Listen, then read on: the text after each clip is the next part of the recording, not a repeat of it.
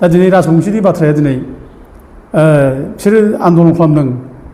मैया आन्दलन खालामदों राजबंशीफ्रा बिदि होननानै जे दिनै नैबे हाग्रामामोन बे लिरना हरनायखौसो आन्दलन खालामदों बे बाथ्राथ' एखेबारे नंखाथारा बे जिनिसा बे ओरैनो दाय होलायनानै बुंनो स्कप लानाय आरोखि बे नै हाग्रामा लिरना हरबाय नालाय बे बिपिएफआ लिरना हरबाय नालाय आन्दलन खालामबाय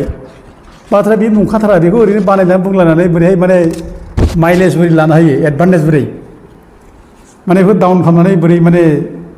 बिनि मानसिखौ बोरै माने सेनानै लानो हायो जेरै गावस्रा माने राजनिथिनि जानाय एडभान्टेज मोनो बेनि थाखाय बे बाथ्रा बुंनायल' आरोखि राजबंशी आन्दलनथ' मैयानि खोथा नङाना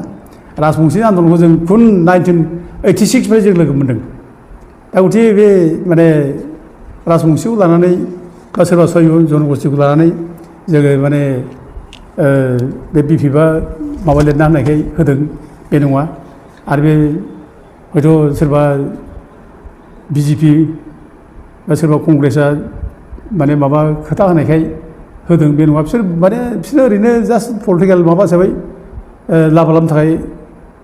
बिसोर पलिटिकेल बेनिफिट लानो थाखाय बिसोर खोथा होदों जे जों सय जनगोष्ठीखौ जोङो एसटि खालामगोन मागोन बेखौल' बुंनायखौ जों मिथियो आरोखि जों बुजिनो हायो खिन्थु एसटि जानायनि खुनु माबाखौनो जों नुवा आरोखि बिपिएफनि इलेक्सन मेनिफेस्ट'आव मा लिरदों बेखौ आं नायदों आं बेखौ ससियेल मिडियाआव नुदों दा बेयाव मेनलि ओरै लिरदों आं बेखौ खोन्थाग्रोसै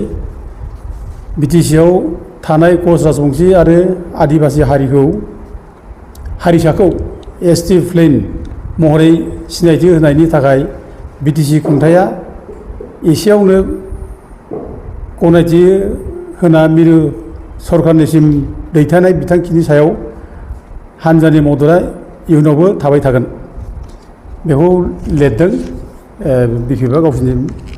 इलेक्सन इस्ताहाराव बेयाव बुंनाय जादों थारमाने जे कच राजबंशी आरो आदिबासिनो जा बिसोरो प्रप'जाल लिरना हरबाय जे बिसोरखौ एसटि होनायनि सायाव आगोलाव मा लिरामोन दा बे लिरनायनि जायनाखि गावसोरनि लिरनायनि जायनाखि सापर्ट मदद बे मददआ थाबाय थागोन होननानै बेयाव लिरनाय जादों दा बेखौ नायोब्ला जोङो बिदिब्ला बिसोरो मा लिरामोन बे बै गुदिनि बिसोर लिरना हरनायखौसो जों नागिरनांगौ जायो जे मा लिरना हरामोन बिसोरो बे राजबंशी आरो आदिबासिफोरखौ एसटि खालामनायनि सायाव बिसोर मा लिरना हरामोन बेखौ जों नागिरनो गोनां जायो मा लिरमारा बिसोरो दा बेखौ नागिरनानै आङो बिपिएफनि नेताफोरनाव सोंहरनाय जाबाय आं इमानुएल मुसाहारिनावबो बिपिएफनि सेक्रेटारि बेनावबो सोंनाय जाबाय आरो मनेस्वर बर' बेनावबो सोंनाय जाबाय दा बिनिफ्राय आं खबर मोननाय बायदिब्ला बिपिएफआ 2008आव भारत सरकारनो मोनसे लिरना हरदों बे जाबाय जे थाखानाय जायनाखि ट्राइबेलफोरनि खुनु खथि खालामाजासे कच राजबंशी आरो एसटिखौ जुदि आदिबासिखौ जुदि एसटि बानायोब्ला जों बेयाव मदद खालामगोन जों बिनि सायाव बिर'धि खालामा होननाय बिदि मोनसे प्रस्ताबसो लिरना हरदों बे बाथ्राखौ बिथांमोना बुंदों आं बिथांमोना मिथिदों दा बेनि बादै आङो बे गुबुन मोनसे बिसोरनि आगोलाव हरनाय रेकर्ड गैया दा बिदिबा क्लियार जे थाखानाय ट्राइबेलफोरनि जायनाखि खथाफोर मोनथायफोर बे मोनथाया खथिया जासे कच राजबंशीफोरनो आरो आदिबासिफोरनो एसटि होनायाव बिपिएफआ बादा गैया जों मदद खालामगोन बेखौ होननाय जाबाय नैबे माबानि गेजेराव जायनाखि इलेक्सन इस्ताहार बेखौ बुंनाय जाबाय बे रोखा जाबाय दानिया फैदो जे राजबंशी आरो सावथाल बा सय जनगोष्ठीफोरखौ जे जोङो माबे समाव बिसोरखौ एसटि जाहोनांगौ होननानै बुंबोआ दा बेखौ जों एसे नायनि दा जों नुदों दा बे सय जनगोष्ठीखौ आसामाव एसटि होनांगौ होननाय बाथ्राया दिनै राजनिथिनि मोनसे एजेन्डा बायदिल' जाबाय पार्टिफ्रा आफादफ्रा बिसोरनो एसटि होनांगौ बुङो बयबो बुंगासिनो दङ दा खिन्थु एसटि होनाय जायाखै दा सोर आफादा बिसोरनो एसटि होनांगौ होनना बुंदों दा बेखौ आं एसे फारि खोन्थालांनो सानदों दा नैबे दुलाराय बर' फरायसा आफादनि बे रिजलिउसन बे 19/6 मार्च मासनि 2006 19 तारिख मार्च 2006आव बे लिरनाय बे बड'फा हाउस बे बागानजों थानाय बेनिफ्राय लिरदों बेखौ लिरदों रोनगोरा नार्जारि ओमफ्राय बेल'दों आक्रासनि प्रेसिडेन्ट बिश्वजित रय बिसोरो आक्रासजों जयेन्टलि मिटिं जादों बे जयेन्ट मिटिं जानायाव बेयाव मोनसे प्रस्ताब लादों बिसोरो बे प्रस्ताबा जाबाय नैबेयाव आं फरायना होनि रेजलिउसन नाम्बार 2 आव लिरदों बेयाव एसु इज इन फेभार अफ द सल्युसन अफ द कच Rajbanshi scheduling issue SST under the separate category without affecting the rights and privilege of the existing ST of Assam माने कच राजबंशीनि ST जानायखौ बिसोरबो माने लुबैयो बिसोर बिदि जानाय समस्याखौ समाधान खालामनो लुबैयो होननाय जादों दा बिसोरनि ST खालामनायाव जाहाथे जायनाखि थाखानाय STफोर बिसोर एफेक्ट जाया खथि जाया बिसोरनि मोनथायाव खहा जाया बे बाथ्राखौ बुंनाय जादों आरो बिसोरनि थाखाय आलदा मोनसे माने प्रिभिलेज होनानै होनांगौ बे बाथ्राखौ बे बुंनाय जादों आरोखि आलदा केटेगरियाव सोनांगौ बे बाथ्राखौ बुंनाय जादों दा अदेबानि बेयाव बुंनाय जाबाय खोथाया खुला जे राजबंशीफोरखौ ST होनायाव एसेबाबो आपत्ति गैया माथ्र जादों मा जे ST होयोब्ला जाहाथे थाखानाय STफोरा जाहाथे खुथिया बेल' माने ST जानांगौ बिसोरबो बेखौ बुंनाय जादों आरोखि दा बाथ्राया बेयाव जादों दा जोङो ST बानायोब्ला उइदाउट एफेक्टिं होननाय बाथ्रा थाया आरो ST बानायोब्ला अबेबा मोनसे थाखानाय जाथिया थाखानाय STया खथि जाया बेबो नङा ST जायोब्ला खथि जाखागोन ST माने ST बे आरोखि ओमफ्राय लोगोसे नोङो माने ST जायोब्ला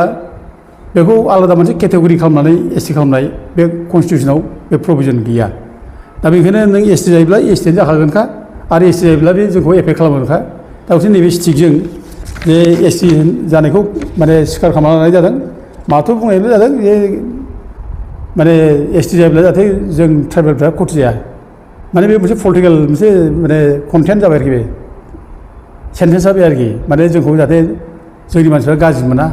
बे गाज्रि मोननायखौ एसे माबानो थाखाय बेखिनि बाथ्राखौ बुंनाय जाबाय आरोखि दा बेल' जादों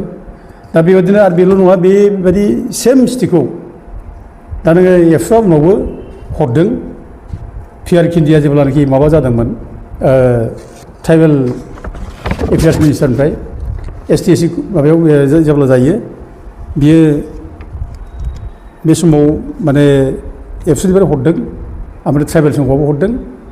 जे माने खुनु एफेक्ट खालामाजासे ट्राइबेलफोरनि खथि खालामाजासे ST सिटआव होनायाव जोंहा आपत्ति गैया बे बाथ्राखौ बै समावनो बुंबोखानाय जादों आरो इभेन प्रमद बर'आबो बे बाथ्राखौ जेब्लानाखि बे चिफ जायो BTCनि बे समावबो बेखौ बुंदों आरो हरदों आरो बिनि बादैबो दा आसाम गभर्नमेन्टनिफ्रायबो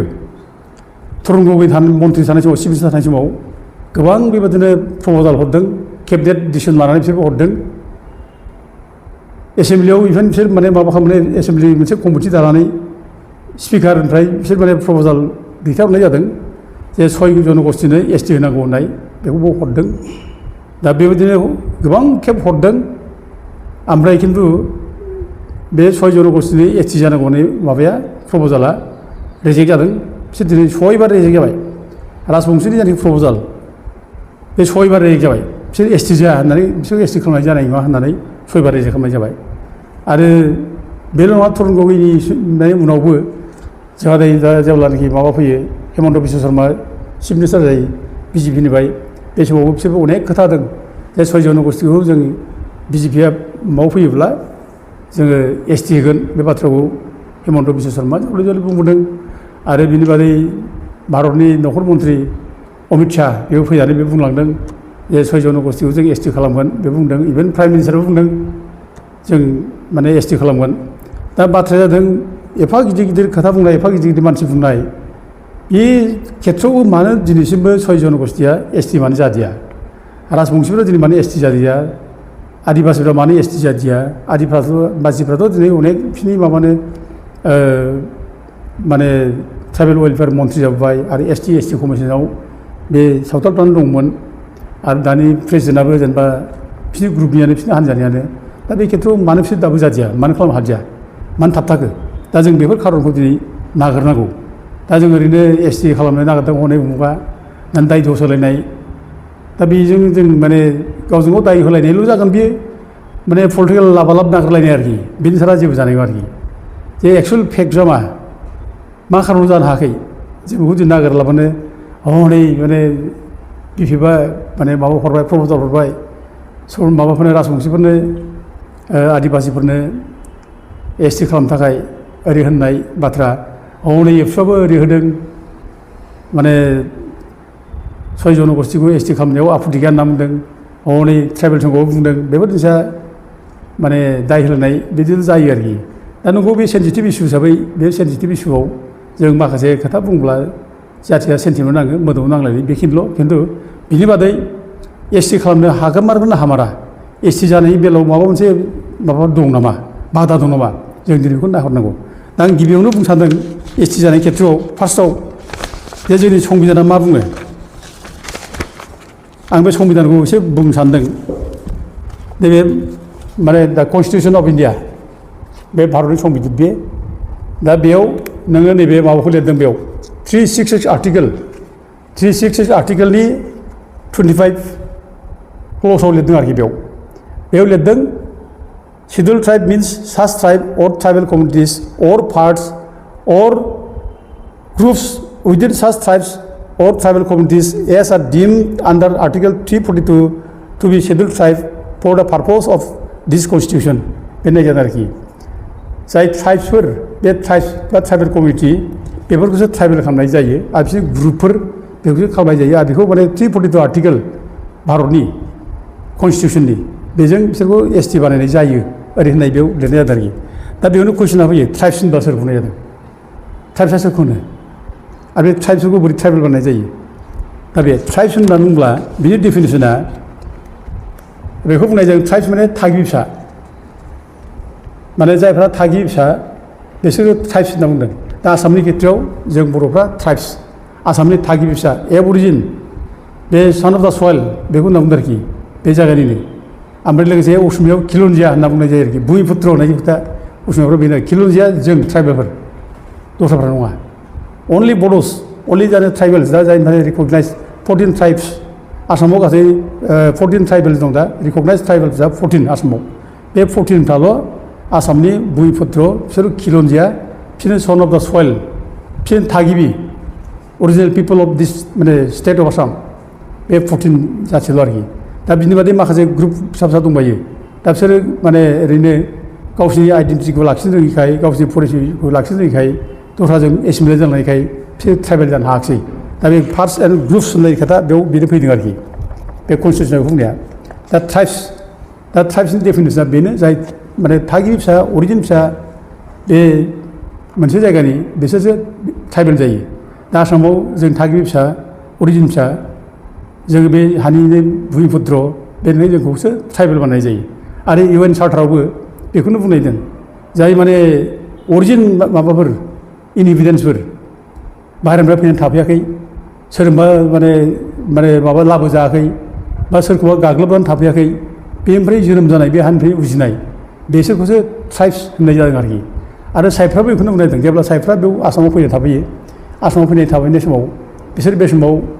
अनलि बर'फोरखौ लोगो मोनदों बे कसारिफोरखौ लोगो मोनदों आरो बिसोरनि बे जायगानि अरिजिन मानसि बिसोरनि अरिजिन ट्राइब्स दा आहम टाउनफ्रा बिसोरो बे जायगानि अरिजिन नङा बिसोर बाहेरनिफ्राय फैनाय बिसोरो गाग्लोबनानै थाफैनाय मालाय रायजो सेनानै थाफैनाय बिसोरो दा उथे बिसोर ट्राइब नङा बे जायगानि ओमफ्राय राजबंसि बेखौ होनना बुंदो सावथाल होनना बुंदो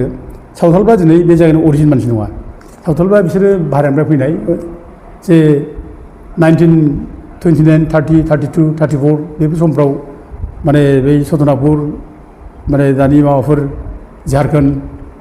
माने बिहार इउपि बे जायगानिफ्राय बिसोर माने साइफ्रा साहा बागानाव टि गार्डेन हिसाबै लाबोदों बिसोरो दा उथे बिसोरो बे जायगानि अरिजिनेल ट्राइब नङा दा ओंखायनो बिसोर बे जायगानि ट्राइब नङैखाय बिसोर ट्राइबेल जानो हाया माइग्रेसनाव फैनाय मानसिया बिदिनो ट्राइबेल जाया दा बे मोनसे नैबे क्राइटेरिया आरोखि माबानि भारत संबिधाननि बे मोनसे नियम होखानाय नियम बे नियम बादियै जोङो दा बाहेरनिफ्राय फैनानै थाफैनाया ट्राइबेल जाया राजबंसिफ्रा ट्राइबेल जाया सावथालफ्रा ट्राइबेल जाया राजबंसिफ्रा मिक्स जाबाय दिनै बे बेंगलिबावबो दङ बिसोरो बेंगलनिफ्राय फैनाय दङ आरो बिसोर बेंगलाव शेड्युल कास्ट जाखाबाय कास्ट आरो बिसोर कास्ट होनना बुङो बिसोरखौ दा बेंगलाव कास्ट बिसोरो शेड्युल कास्ट आरो मोनसे शेड्युल कास्ट रिकगनिसन मोननाया संबिधानाव बिसोरो मोनसे स्टेटआव बिसोरो ट्राइबेल जाया आरोखि एसटि जाया दा दिनै बिसोर बेयाव फैनानैबो एसटि जाफैया बिसोर सेडुल कास्टआव बिसोर माने बेयाव मोनगोन रिकगनिसन मोनगोन अबिसि मोनगोन आदार बेकवार्ड क्लासाव मोनगोन खिन्थु बिसोर ट्राइबेल जाया आरोखि बे कनस्टिटिउसनाव बे गैया दा सावथालफ्रा बाहेरनिफ्राय फैनाय बिसोरबो जाया दा बे रोखोम जुदि जायोब्ला सोरबा माइग्रेसनाव फैनानै जुदि ट्राइबेल जालायनाय जायोब्ला दा दिनै बर'फ्राबो बा ट्राइबेलफ्राबो गोबां दङ जायफ्रा दिल्लीयाव थाहैनाय दङ सोरबा बम्बाइआव केलकाता थाहैनाय दं अब्ला बिसोरखौबो नोङो ट्राइबेल स्टेटास होनांगोन जाय माइग्रेसन थाहैनाय दा गथिखे बेफोर ग्राउन्डआव जाय माइग्रेसनाव फैनाय बे माने ट्राइबेल जाया दा बेफोर ग्राउन्डआव दिनै जायफ्रानोखि ट्राइबेल जानो नागिरदों बे ग्राउन्डनि थाखायनो नैबे कनस्टिटिउसननि थाखाय बिसोर जानो हाया दा बिनि बादैबो आरो मोनसे माने माबाबावदों 1965आव UN BN लकुर होननाय 1965आव BN लकुर होननाय बेनो मोनसे माने कमिटि दाना होनाय जादों आरोखि बे ST फोरखौ बोरै बोरै खालामनाय जायो आरो बेखौनो लकुर कमिटि होननाय जादों 1965आव लकुर कमिटि दाना होनाय जादों बे लकुर कमिटिया डिटेल्स मोनसे रिपर्ट होनाय जादों ट्राइबेला सोरखौ बानायनाय जायो दा बेयाव लिरदों बेयाव लकुर कमिटि लिरनाय बादिब्ला फार्स्टआव होदों एक नम्बराव प्रिमिटिभ ट्रेड बेखौ होनाय जादों आरो दुइयाव होनदों जाहैबाय डिस्टिंक्टिभ कालचार ओमफ्राय थिनाव जादों जिअग्राफिकेल आइसोलेसन ओमफ्राय सारियाव जाहैबाय ओमफ्राय साइनेस अफ कन्टेक्ट उइथ आदार कमिउनिटिस उइथ लार्ज दं आरोखि ओमफ्राय फार्स्टआव जाहैबाय माने बेकवार्डनेस बे मोनबा क्राइटेरिया थाथारनांगोन ST जानोब्ला आरो बे लकुर कमिटिया जा रिपर्ट होदों बे लकुर कमिटि रिपर्टखौ माने मानगोनां भारतनि माने जौसिन बिसारसालि सुप्रिम कर्टआ बेखौ माने पास खालामना होदों आरोखि दा दिनै लकुर कमिटिनि जानाखि माने रिपर्ट बे रिपर्टआ जुदिबा कनस्टिटिउसनाव गैया बे कनस्टिटिउसनाव गैयाबो दिनै भारतनि माने माबाया जिहेतु सुप्रिम कर्टआ बेखौ पास खालामनानै दोनबाय जेब्ला अर्डार होनानै दोनबाय जेब्ला बेनो दिनै आयेन जाबाय आरो बे आयेनखौ दाननो हाया बेखौ मानिथारनांगौ आरोखि बे लकुर कमिटि मोनबा क्राइटेरिया बे एखेबारे मास्ट आरोखि नों ST जानोबा बे मोनबा क्राइटेरियाखौ नों फुलफिल खालामबासो नों ST जानो हायो बेखौ नों फुलफिल खालामबा नों ST जानो हाया आरोखि दा नों दिनै बे डिस्टिंक्टिभ माने माबा आरोखि प्रिमिटिभ ट्रेड होननाय बाथ्रा जाबाय प्रिमिटिभ ट्रेडआ सोरहा दं दा जोंनि खेथ्रआव जों बुंनो हायो गुबुन गुबुन ट्राइबेलफ्राबो थानो हागौ प्रिमिटिभ ट्रेड थागोन दा प्रिमिटिभ ट्रेड गोदो गोदाय जुग जुगनिफ्रायनो जायफ्रानोखि फोथायबोयो दा बर'फ्रा बिदिनो गोदो गोदाय जुगनिफ्राय फोथायबोनाय दङ माखासे प्रिमिटिभ ट्रेड जेनेबा दै बारब्ला दै गासोमनो हामा होननाय खोथा बेफोरो दै बारब्ला खुलुमना बारनाय दैयाव सुवा जायो माने मा होनो बेखौ दै बिमा बे माने बोराबो होनलायनाय खोथा दा बेफोर प्रिमिटिभ ट्रेडआव गोलैयो आरो जेनेबा नोङो बर'फ्रा फोथायो गोदो हाग्रा बंग्रा थानायमोन जेनेबा नोङो हाग्राफ्राव थांब्ला सुवा गोनां मानसिफ्रा बेखौ माने मैदेरा होसोयो होननाय बाथ्रा सुवा गोनां मानसिया हाग्रायाव थांनो हाया बेखौ मैदेरा होसोयो दा बेबायदि माने बिसासजोंनो बर'फ्रा समाजाव मोजां दाबोदों आरोखि सुवा सिथि गोनां जाथियावबो गैयामोन आरोखि गोथारै थायोमोन आरोखि समाजा बेखौ मोजाङै मानिनानै सोलिबोदों आरो लोगोसे सुवा गोनां न'खर जुदि सोरबा न'खर दंब्ला माने गाज्रि सोमोन्दो गोनां हौवा हिन्जाव गेजेराव सुवा गोनां बिदि सोमोन्दो गोनां दंब्ला बे न'खर दाउखा गाबो होननाय फोथायनाय बेफोर जिनिसा प्रिमिटिभ ट्रेड आरोखि गोदो गोदाय बेफोरजोंनो बर'फ्रा सोलिबोदों आरो गोबां माने बिदिनो प्रिमिटिभ ट्रेड बर'नि गेजेराव दङ दा आं बे उदाहरन होनाय जाबाय ओमफ्राय डिस्टिंक्टिभ कालचार होननाय जाबाय डिस्टिंक्टिभ कालचारा जोंहा डिस्टिंक्ट मोनसे कालचार दं बर'फ्रा दा जोङो जेनेबा एम्फौ फिसिनो रोंगौ गोदो गोदायनिफ्राय जों एम्फौ फिसिदों माने मानसिया जेब्लानाखि जन्म जायो बे जन्म जानायनि उननिफ्रायनो बर'फ्रा माने एम्फौ फिसिनानै गावनि लाजिनायखौ फांथेनो थाखाय खुन्दुं दिहुननानै जि दाबोदों बिराद गिदिर मोनसे बर'फोरनि माबा बियो एखेबारे जेराव साइन्सआनो डेभेलप जायाखै साइन्सआनो जेराव गैया इन्डास्ट्रि जेराव जेबो गैया बे समाव बर'फ्रा गावनो हारसिंनो एम्फौ फिसिनानै एम्फौनिफ्राय खुन्दुं दिहुनदों खुन्दुं दिहुननानै जि दादों लुदों बे कालचार आरोखि जोंनि माने डिस्टिंक्टिभ कालचार जों मोजां मोजां आगर आखाइ लुनानै जों माने गाननाय जोमनाय देलाय मालाय थानो रोंदों बे जों डिस्टिंक्टिभ कालचार दा बिनि बादैबो जोंहा माने जिब जुनारखौ जों माने माबानानै जानाय फिनानै जालायनाय अमा फिनाय अमा लिंहरनो गोरों जों ज' अमा खारबोनाय दाउ ग्रि ग्रि माने माबा खारबोनाय बेफोर जोंनि माने डिस्टिंक्टिभ कालचाराव बेफोर गोलैयो आरोखि दाउखौ जों आरामसे आदार होनानै लिंहरनो हायो अमाखौ जों आराम आदार होनानै लिंहरनो हायो बे जोंनाव बर'फोरनाव बेफोर कालचारा दङ आरो बिनि बादैबो जोङो माने माबानाय ना हमनायनि आइजें आइला बानायनाय माने खाखि सेन सानाय खखा सानाय बेबायदि ओमफ्राय बे हाग्रा बंग्रायाव जिब जुनार साना जानाय एन्जरफोर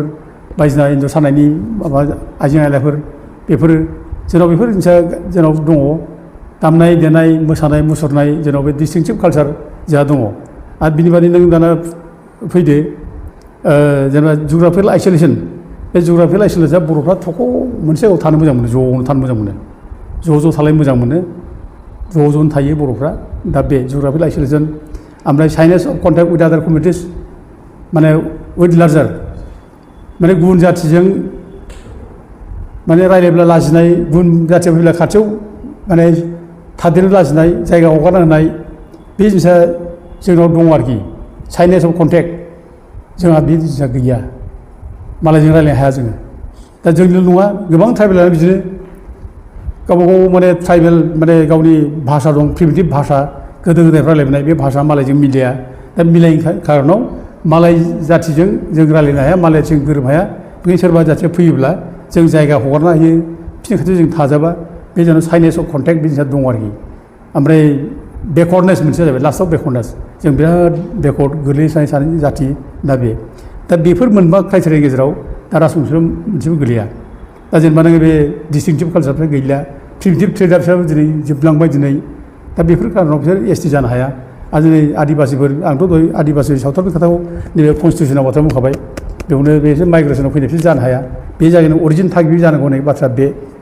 दा मोनसे राजबंशिफोरा बे माने बिसोरबो नोङो बे क्राइटेरिया बिसोरनाव फुलफिल जाया आरो नोङो माने थाइ आहमफ्रा नैबे कनस्टिटिउसनाव बेखौ होबथाखायो फिसा प्रिमिटिभ ट्रेड डिस्टिंक्टिभ कालचार बेखौ दोनथ'दो बे नैबे कनस्टिटिउसनाव जायनाखि मा होनाय दङ 366 साब क्लज 25आव बेबादिनो बिसोर बे जायगायाव फैनानै एसटि जानो हाया हाजार बिथिं बिसोरो बे एसटि मोना आरोखि माने बिसोर बे जायगानि मानसि नंखाया नालाय एग्रेसन खालामफैनानै थाफैनाय बिसोरो जोंखौ माने गाग्लोबनाय रायजो खुंनानै थाफैनाय ओंखायनो बिसोर मोना आरोखि दा बेफोर कारनाव दिनै बे 6 जनगोष्ठीया जे एसटि जाया बेखौ जों दिनै बुंबाय थादों आरो जाया आरो जों बे कच राजबंशी बाथ्राखौथ' आगोलाव जों बुंबाय थादों कच राजबंशी बाथ्राखौ बिसोर माने क्राइटेरिया गैया बिसोरा क्राइटेरिया गैयैखाय जाया होनना जों बुंबाय थादों दा जुदि बिथांमोनहा क्राइटेरिया मिलायोब्ला जायोब्ला क्राइटेरिया फुलफिल जायोब्ला मोनोब्ला जोंहा बुंनांगौ बाथ्रा गैया जेबो सोरहाबा जुदि क्राइटेरिया फुलफिल जानानै जुदि एसटि जायोब्ला मोनथों जों बेखौ बुङा खिन्थु बिसोरहा क्राइटेरिया मिलाया क्राइटेरिया मिलायैखाय बिसोर एसटि जानो हाया